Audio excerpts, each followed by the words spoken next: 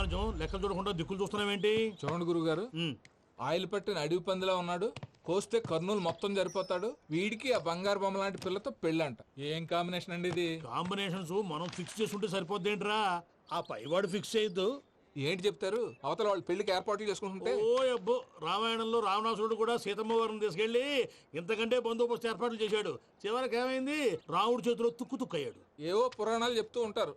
సరే, ఈ యాంబియన్స్ కు తగ్గ రిఫరెన్స్ చెప్తాను. ఒక్కడ సినిమా చూసావు కదా? చూశాను.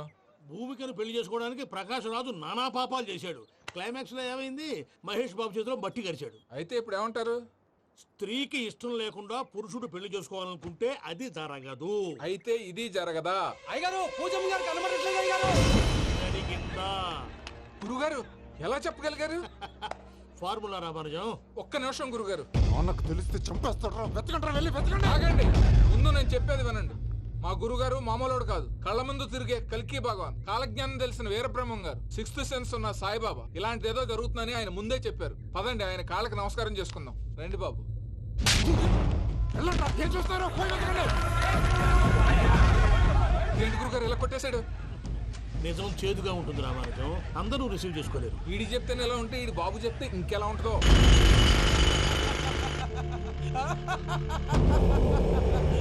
చంగలరాయుడు, నీకు నచ్చిందల్లా కావాలంటే ఎట్టా కుదురుతాయా? నా క్వారీ నీకు నచ్చింది నిజమే, అందుకని దీన్ని నీకు అమ్మేయాలా? నువ్వు చెప్పేది ఎలా ఉందంటే నాకు నచ్చి నేను అమ్మమంటే నువ్వు అమ్ముతావా? కొన్ని కుదరవు. నీ ధైర్యానికి కారణం గురువారి. వాడు జైల్లో ఉన్నాడు. పులి జైల్లో ఉండొచ్చు, పులి పిల్లలు అంటే ఆయన మనుషులు బయటే ఉన్నావు. హలో సూరి, అమ్మాయి గారు ఇంట్లోంచి పారిపోయారు. అయ్యారు పూజం గారి ఇంటి పారిపోయారటండి. ఇంట్లో ఆడవాళ్ళనే కంట్రోల్ చేయలేనోడు మనల్ని కంట్రోల్ చేస్తాడంట్రా.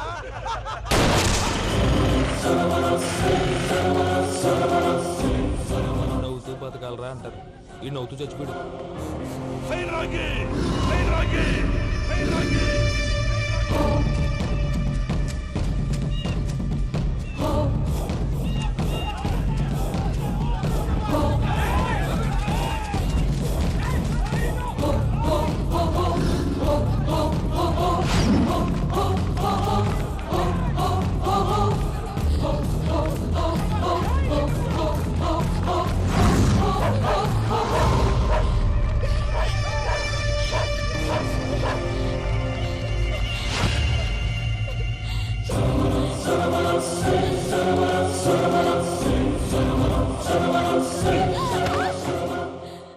నా గురించి నీకు కొంచెమే తెలుసు. పూర్తిగా తెలుసుకోనీకే ట్రై చేయకు. నువ్వెంత ప్రయత్నించినా ఈడ నుంచి తప్పించుకోలేవు. నా కొడుకుతో నీ పెళ్లి జరగాల జరుగుతుంది. నా దేవుడు కూడా ఆపలేడు.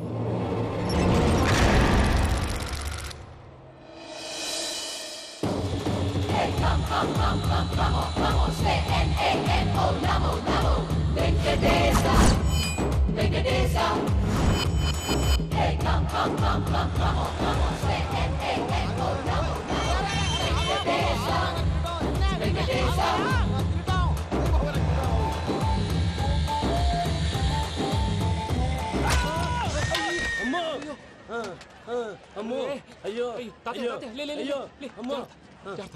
నీకేం కాలేదు కదా? ఒక్క నిమిషం బాబు. నా నడు సెట్ అయిపోయింది బాబు. సెట్ అయిపోయింది, నా నడు సెట్ అయిపోయింది. Thank you Babu, thank you, thank you Babu, thank you. ఇదిగో నీ కర్ర. నాకు రేటం పడిపోతావా? నా బండి మీద ఉంటే హెల్మెట్ అనుకున్నాను. మరి పారిపోతా? నిన్ను చూసి ఎవరు పారిపోతారా? అదిగో వాళ్ళని చూసి.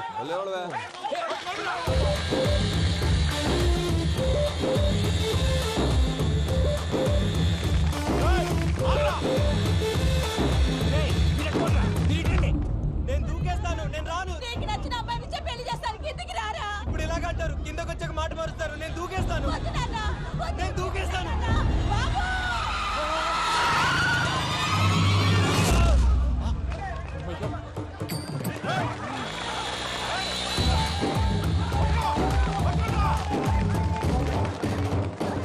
ఆగండి రాబాయ్, ఈడేంద్రా మలేషియా అన్న ఏరియాలో దూరిండు.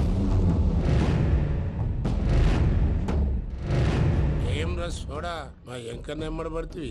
వాడేం చేసిండో ఎరకేనా అన్నా?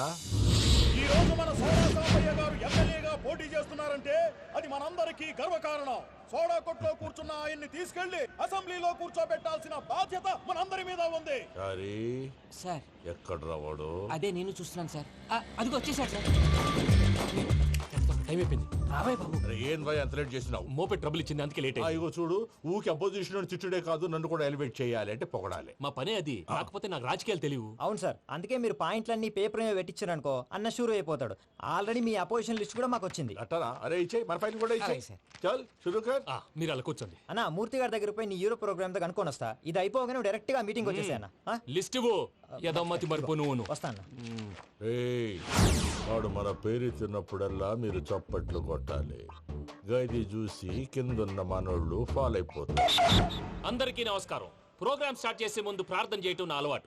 ఎందుకంటే సడన్ గా వర్షం రాకూడదు, కరెంటు పోకూడదు, కరెంటు వైర్ల మీద పడి ఎవరు రాలిపోకూడదు. రెడీగా ఉండండి రా. నమో వెంకటేశ. వెంకటేశ్వర స్వామిని తెలుసుకున్నానని మిగతా దేవుళ్ళు తక్కువ చేయడం నా ఉద్దేశం కాదు. ఎవరు గొప్పతనం వాళ్ళది. ఉదాహరణకి రెడీగా ఉండండి రా. వినాయకుడు, ఆయన ఏం తక్కువ తిన్నాడా? ఆ దేవుళ్ళ మీటింగ్ గురించి ఆపేసి మా మీటింగ్ సంగతి చూడు. సమయాభావం వల్ల అందరి దేవుళ్ళు కవర్ చేయలేకపోతున్నాను. ఇప్పుడు మీ అందరికి ఒక ముఖ్యమైన వ్యక్తిని పరిచయం చేయబోతున్నాను. రెడీగా ఉండండి రా. చిట్టి బాబు. చూడటానికి పొట్టిగా ఉన్న చాలా గట్టివాడు. వీడు ఇప్పుడు ఒక వ్యక్తి గురించి కొన్ని నిజాలు చెప్పబోతున్నాడు. ఆ వ్యక్తి ఎవరో కాదు, రెడీగా ఉండండి రా. Is none other than soda Sambaiah. 5వ తారీఖు అంటే అది. అయ్యో బాబాయ్, ఫైల్ మారిపోయింది. భయ్య పరిస్థితి ఏంటో తిప్పు తిప్పు. చిట్టి బాబు, మన సోడా సాంబయ్య గురించి కొంచెం చెప్పు. ఆయన చాలా కింద నుంచి పైకెట్టాడు. చిన్నప్పుడు స్కూల్లో పక్కోడి బలిపాలు పెన్సిల్ దొబ్బేసేవాడు. అంటే శ్రీకృష్ణుడు టైప్ అన్నమాట. గివెందుకు చెప్పిస్తున్నాడు రా? లీడ్ తీసుకుంటున్నాడు, ఏదో ఉంటా సార్. చిన్నప్పుడు ఇలాంటి చిలి పనులు అందరూ చేస్తారు. వేరే ఏమన్నా చెప్పు. థియేటర్లో బ్లాక్ టికెట్లు అమ్ముకునేవాడు. చెప్పమంటావా? బ్లాక్ టికెట్లా? ఏంటి చిట్టు బాబు? దొంగ నోట్లు కూడా మార్చేవాడు. చెప్పాలి. దొంగ నోట్లా? ఏంటలా నోరేళ్ళు పెట్టావు? అమ్మాయిలను దుబాయ్ సైట్లకు అమ్మేవాడు. ఆ విషయం కూడా చెప్పమంటావా? ఆవేశపడకండి, పబ్లిక్ ఏదో ఉంటది. చచ్చా, సోడా సాంబయ్య అలాంటి మనిషి కాదు. నా ఓటు ఆయనకే. వాడు ఓటేస్తే సర్వనాశనం అయిపోతాం. ఇంత చెప్పాక కూడా బుద్ధిన వాడు ఎవడు వాడు ఓటేయడు. మరి? రాళ్ళేస్తారు. ఏదో ఉంటా సార్. ఇదేంటి చిట్టు బాబు, ఆ మీటింగ్ లో పడాల్సిన రాళ్ళు ఇక్కడ పడుతుంది. సోడా సాంబయ్య ఫైల్ మారిపోయింది, ఉరుకు. ఉంటే చంపేస్తారు. జంప్.